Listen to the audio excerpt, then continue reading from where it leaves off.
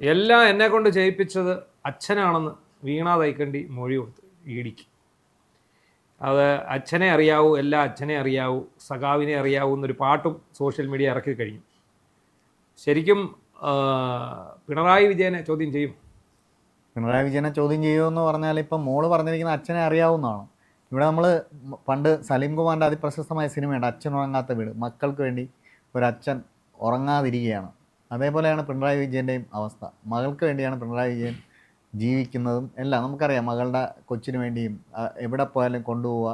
ഒരു കേരളത്തിലെ രാഷ്ട്രീയത്തിൽ ഇങ്ങനൊരു അച്ഛനും അപ്പൂപ്പനും സമാനതകളില്ലാത്ത രീതിയിൽ നമ്മൾ ഉമ്മൻചാണ്ടിയൊക്കെ പറയുമെങ്കിലും മകളോടുള്ളൊരു സ്നേഹം അതിഗംഭീരമാണ്. ആ സ്നേഹത്തിൻ്റെ വില തന്നെ ആയിരിക്കാം ഒരുപക്ഷെ ഈ മാസപ്പടി കേസും ഊരാളുങ്കലും മറ്റേ എക്സാലോജിക് കമ്പനിയുമായിട്ടുള്ള ബന്ധവുമല്ല. മകൾക്കൊരു വഴിയുണ്ടാവട്ടെ എന്ന് വിചാരിച്ച് ഒരു അച്ഛൻ ചെയ്ത ഇതാണ്. തീർച്ചയായിട്ടും ആ കാര്യങ്ങൾ ചിലപ്പോൾ മകൾക്ക് അറിയണമെന്നില്ല എന്തുകൊണ്ടാണ് ഇങ്ങനെ സംഭവിച്ചത്. എല്ലാം മകൾ അച്ഛൻ പറയുന്ന പോലെ ചെയ്യും. അച്ഛൻ്റെ മകളുടെ അക്കൗണ്ടിൽ കുറച്ച് കാശ് വരും, നന്നായിട്ട് ജീവിക്കട്ടെ എന്നൊക്കെ വിചാരിച്ച് അച്ഛൻ ചെയ്ത കാര്യങ്ങൾ തന്നെയാണ് ഇവിടെ സംഭവിക്കുന്നത്. പക്ഷേ ഇവിടെ ഇങ്ങനൊരു കേസ് ഉണ്ടാകുമെന്നോ ഒന്നും പിണറായി വിജയൻ ഒരിക്കലും വിചാരിച്ചാണില്ല. കാര്യം അത്രയും നിയമപരമായൊരു തട്ടിപ്പാണ് ഇതിൽ നടന്നിട്ടുള്ളത്. സാധാരണ കള്ളപ്പണ ഇടപാടുകൾ എന്ന് പറഞ്ഞാൽ അക്കൗണ്ടിന് പുറത്ത് ട്രാൻസ്ഫർ ചെയ്യുന്ന അല്ലെങ്കിൽ ഇടപാടുകൾ നടക്കുന്നു അവിടെ. പക്ഷേ മകൾക്ക് വേണ്ടി പുള്ളി ഒരു കമ്പനി ഉണ്ടാക്കുന്നു, വേറൊരു പരിചയമുള്ള കമ്പനിയിൽ നിന്ന് പൈസ മാറ്റുന്നു, അവിടെ ഒരു ഇടപാട് നടന്നതായിട്ട് ഇല്ലാത്ത ഒരു സേവനം ഉണ്ടാക്കി അങ്ങനെ ഒരു പൈസ വൈറ്റ് മണിയാക്കി മാറ്റി മകളുടെ ജീവിതം കൂടുതൽ സുരക്ഷിതമാക്കാനുള്ള ഒരു അച്ഛൻ്റെ ഇടപെടൽ തന്നെയാണ് അവിടെ നടന്നിരിക്കുന്നത്. പക്ഷേ അത് എന്തുകൊണ്ട് കേസാവുന്നു എന്ന് പറഞ്ഞാൽ അപ്രതീക്ഷിതമായിട്ടാണ് ഈ CMRLുമായി ബന്ധപ്പെട്ട ആദായ നികുതി വകുപ്പിൻ്റെ ഇടപെടലുകൾ നടക്കുന്നത്. ആദായ നികുതി വകുപ്പ് വളരെ വിശദമായി പരിശോധിച്ചപ്പോൾ ഇതിലാകെ അവരുടെ അക്കൗണ്ടിൽ CMRLൻ്റെ അക്കൗണ്ടിൽ ആകെപ്പെടെ കുഴപ്പങ്ങൾ കണ്ടെത്തുന്നു. ഈ കുഴപ്പങ്ങളിൽ നിന്ന് ആദായ നികുതി വകുപ്പ് കണ്ടെത്തുന്ന കുഴപ്പങ്ങളിൽ നിന്ന് നമുക്ക് പിഴയടച്ച് രക്ഷപ്പെടാം. അതുകൊണ്ട് തന്നെ ആദായ നികുതി വകുപ്പുമായി ബന്ധപ്പെട്ട കേസുകളിൽ കുറേ സത്യങ്ങളും അർത്ഥസത്യങ്ങളും എല്ലാം പറഞ്ഞ് ഈ കേസ് ഒഴിവാക്കുകയും ആ കേസ് പിഴയടച്ച് ഒഴിവാക്കുകയും ചെയ്തു. ഈ കേസാണ് രാഷ്ട്രീയ കാരണങ്ങളാൽ ഇഡിയുടെ മുന്നിലേക്ക് വരുന്നത്. അത് പിന്നീട് ഇൻകം ടാക്സ് നടത്തിയ ഇൻകം ടാക്സിൻ്റെ സെറ്റിൽമെൻറ്റ് ബോർഡിന് മുമ്പിൽ വന്ന സാധനം സീരിയസ് ഫ്രോഡ് ഇൻവെസ്റ്റിഗേഷൻ ഏജൻസി അന്വേഷിക്കുന്നു. സാധാരണ അതൊന്നും സംഭവിക്കാത്തതാണ്. ആദായ നികുതി വകുപ്പിൽ നമുക്ക് പിഴയടച്ച് പോയാൽ പോയി. പക്ഷേ ഇവിടെ ഒരു സീരിയസ് ഫ്രോഡ് കണ്ടെത്തി എന്ന് വരികയും രാഷ്ട്രീയ കാരണങ്ങൾ അത് ചർച്ച ചെയ്യുക അത് ഇഡിക്ക് മുന്നിൽ എത്തുകയും ചെയ്യുമ്പം പിണറായി വിജയൻ നേരിടുന്ന ഏറ്റവും വലിയ വെല്ലുവിളി എന്ന് പറഞ്ഞാൽ മകളുടെ മൊഴിക്കൊപ്പം കർത്ത നൽകിയ മൊഴിയാണ്. കർത്ത ആദായ നികുതി വകുപ്പിനോട് ആദ്യമേ പറഞ്ഞിട്ടുണ്ട് വീണയുടെ കമ്പനിക്ക് പൈസ കൊടുത്തിട്ടുണ്ട്, അത് സേവനം നടത്താതെ വെറുതെ കൊടുത്ത എന്ന് ഇൻകം ടാക്സിനോട് സമ്മതിച്ച് അത് കോടതി അല്ല അവിടുത്തെ ജുഡീഷ്യൽ പ്രോസസ്സിലൂടെ വിധിയിൽ പിഴ വരുന്നു, ആ പിഴ അടച്ചു. അതായത് കുറ്റസമ്മതം നടത്തി. സത്യം പറഞ്ഞാൽ ചെയ്യേണ്ടിയിരുന്ന അപ്പീൽ കൊടുക്കുക എന്നുള്ളതാണ്. ശേഷം അപ്പീലിന് പോയിട്ടില്ല. പൈസ ഒരുപാടുള്ളതുകൊണ്ട് തന്നെ ഉള്ള പൈസ കൊടുത്തിട്ട് കേസ് ഒഴിവാക്കി. അതിനുശേഷം സീരിയസ് ഫ്രോഡ് ഇൻവെസ്റ്റിഗേഷൻ വരുമ്പോഴാണ് ഇതിനൊരു ജയിൽവാസത്തിന്റെ മണം വരുന്നത്. അപ്പോഴാണ് ജയിൽവാസത്തിന്റെ മണം വരുന്നത്. പിന്നെ ഇഡി വന്നോടെ ഇത് കടുത്തു. തീർച്ചയായിട്ടും ഇതിലൊരു കാര്യം എന്ന് പറഞ്ഞാൽ ഇത് പിണറായി വിജയനും കർത്തയും തമ്മിലുള്ള ഒരു തന്നെയാണ്. അതായത് കൈക്കൂലി വാങ്ങി നിയമവിധേയമാക്കി, അതാണ് സംഭവം. കൈക്കൂലി നിയമവിധേയമായി വാങ്ങിയെന്നല്ല, കൈക്കൂലി വാങ്ങിയിട്ട് ആ പണം നിയമവിധേയമാക്കി, അങ്ങനെയാണ് സംഭവം. അതിനുവേണ്ടി ഒരു കമ്പനി, നമ്മളിപ്പോൾ ആകെ 2 കമ്പനിയെ പുറത്തു വന്നിട്ടുള്ളൂ. വേറെ ഒരുപാട് കടലാസ് കമ്പനികൾ ഇവർ ഉണ്ടാക്കിയിട്ടുണ്ട്. അതിൽ ഒന്ന് ലേക്കർ ഇന്ത്യ കോർപ്പറേഷൻ എന്ന് പറയുന്ന ആ കമ്പനി ഇത് പറയുന്ന മെഡിക്കൽ എക്യുപ്മെന്റ്സിന്റെ കമ്പനിയാണ്. കോഴിക്കോട് ബേസ് ചെയ്ത് ഞാൻ ഈ കമ്പനികാര്യ വകുപ്പിന്റെ രേഖകളൊക്കെ നോക്കിയപ്പോൾ കമ്പനികാര്യ വകുപ്പിൽ അത്ര ഒരു കമ്പനി രജിസ്റ്റർ ആയിട്ട് നമുക്കൊന്നും കണ്ടുപിടിക്കാൻ പറ്റുന്നില്ല. നമ്മുടെ പരിമിതമായ ഇത് വെച്ചിട്ട് കണ്ടുപിടിക്കാൻ പറ്റുന്നില്ല. പക്ഷേ കോഴിക്കോടാണ് ഇത് രജിസ്റ്റർ ചെയ്തതെന്ന് പറയുന്നുണ്ട്. ഇത് സാധാരണ നിലയിൽ ഞാൻ അന്വേഷണം മനസ്സിലായത് ഒരു പ്രൊപ്പറേറ്റർഷിപ്പ് കമ്പനി ആയിരിക്കാം. ഈ പ്രൊപ്പറേറ്റർഷിപ്പ് കമ്പനി ആർക്കും വളരെ ഈസി ആയിട്ട് തുടങ്ങുന്നതിന്റെ കാര്യം എന്ന് പറഞ്ഞാൽ ബാങ്ക് അക്കൗണ്ട് ഉണ്ടാക്കുക എന്നുള്ളതാണ്. അതായത് നമ്മൾ പിടിക്കപ്പെട്ടാൽ പോലും കുറച്ച് പൈസ ആരും അറിയാത്ത കറണ്ട് അക്കൗണ്ട് ഉണ്ടാക്കുക എന്ന ലക്ഷ്യത്തോടെ മാത്രമാണ്. ഇപ്പൊ വരുന്ന സാധനം വെച്ചിട്ട് മരുന്ന് വിതരണവുമായി ബന്ധപ്പെട്ടാണ് ഈ കമ്പനി പ്രവർത്തിച്ചതെന്നൊക്കെ വരുന്നു. പക്ഷെ അതിനൊന്നും സ്ഥിരീകരണമില്ല. അങ്ങനെ പ്രവർത്തിക്കുകയും കഴിഞ്ഞ ഇടത് സർക്കാരിന്റെ കാലത്ത് മരുന്നുമായി ബന്ധപ്പെട്ട് ഒരുപാട് ആരോപണങ്ങളും അഴിമതികളും എല്ലാം ചർച്ച ചെയ്യപ്പെട്ട സാഹചര്യത്തിൽ അങ്ങനെ വല്ലതും കൂടെ വന്നിട്ടുണ്ടോ എങ്കിൽ അല്ല, മരുന്ന് കമ്പനിയുടെ കമ്മീഷൻ മേടിക്കാൻ വേണ്ടിയായിരിക്കും ഇത് തുടങ്ങി വെച്ചിരിക്കുന്നത്. അതാണ് പിന്നെ ലേക്കർ ഇന്ത്യ കോർപ്പറേഷൻ എന്ന് പറയുന്ന സംഭവം. മാത്രമല്ല PPE കിറ്റ് വീണയുടെ അക്കൗണ്ടിൽ 1 ലക്ഷം രൂപ ഉണ്ടായിരുന്നുള്ളൂ. ലേക്കർ ഇന്ത്യയിൽ 15 ലക്ഷം രൂപ ഉണ്ടായിരുന്നു. അതെന്ന് പറഞ്ഞാൽ നമ്മുടെ സമ്പാദ്യം സുരക്ഷിതമായി വെക്കുക എന്നുള്ള ഒരു ലക്ഷ്യവും കൂടെ അതിലുണ്ട്.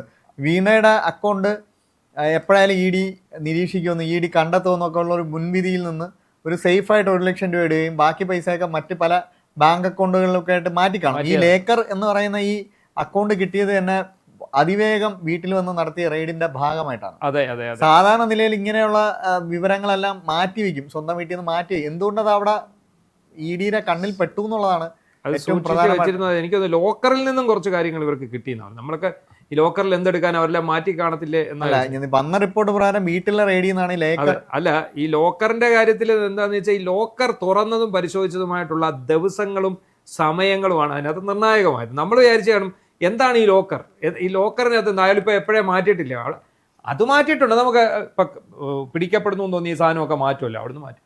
പക്ഷേ ഏതൊക്കെ ദിവസങ്ങളിൽ ഇവർ ലോക്കർ തുറക്കാൻ വന്നു, ഏതൊക്കെ ദിവസങ്ങളിൽ ഇവർ ലോക്കർ അടച്ചു അല്ലെങ്കിൽ വന്നു, ആ ദിവസങ്ങളിൽ ഇവർ അക്കൗണ്ടിൽ മണി വന്നിട്ടുണ്ടോ, അതുപോലെയുള്ള കാര്യങ്ങളെല്ലാം കോറിലേറ്റ് ചെയ്ത് ഇതിൻ്റെ യഥാർത്ഥ സൂത്രധാരൻ ഇയാളാണ്, ശിവശങ്കരനാണ്.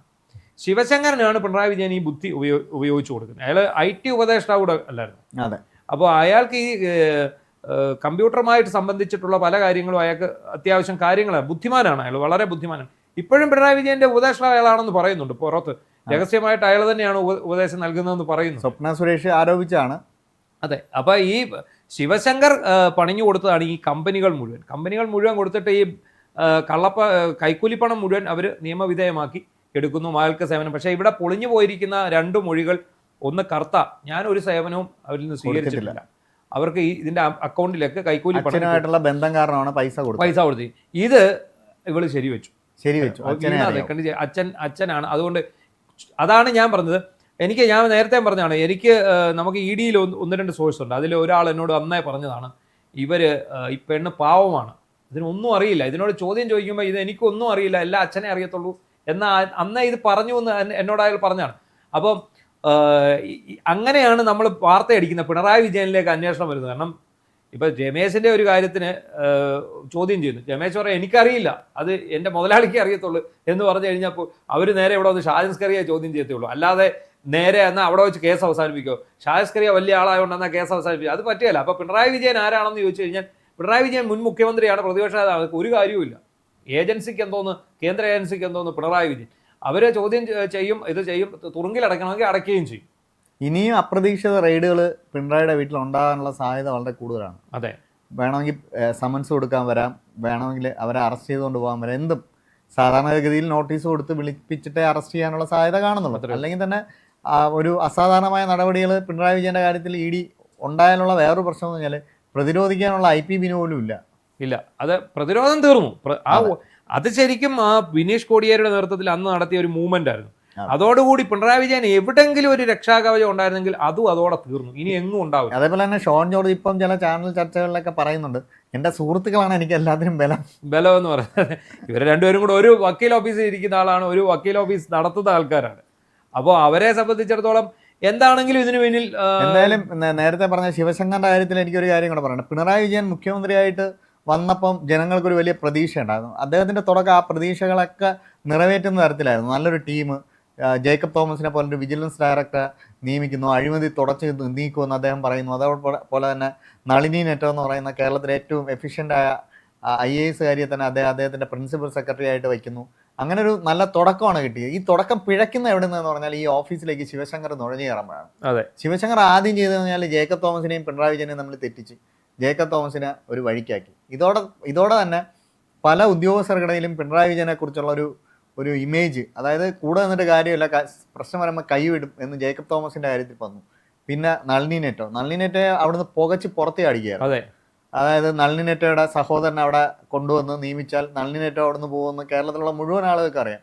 അങ്ങനെ വളരെ സത്യസന്ധയായ ഉദ്യോഗസ്ഥയെ അവിടുന്ന് മാറ്റിയെടുക്കുന്ന ആ കുതന്ത്രം അത് പിണറായി വിജയന് മനസ്സിലായില്ല. പിന്നെ ഈ പിണറായി വിജയൻ എന്ന് പറയുന്ന ആള് ശിവശങ്കറിന്റെ മാത്രം കൈപ്പിടിയിൽ ആയി. എനിക്ക് തന്നെ അറിയാവുന്ന ചില ഉപദേഷ്ടാക്കള് പിണറായി വിജയൻ ഉണ്ടായിരുന്നു, വളരെ സത്യസന്ധരായ ആളുകൾ. അവരൊക്കെ വളരെ പ്രതീക്ഷയോടെയാണ്, അവരെല്ലാം രാജിവെച്ചു പോയി ഈ ഉപദേഷ്ടാക്കളിൽ പലരും. പിന്നെ ശിവശങ്കറിന്റെ കയ്യിലേക്ക് ഈ കേരളത്തിന്റെ ഭരണം ചുരുങ്ങി.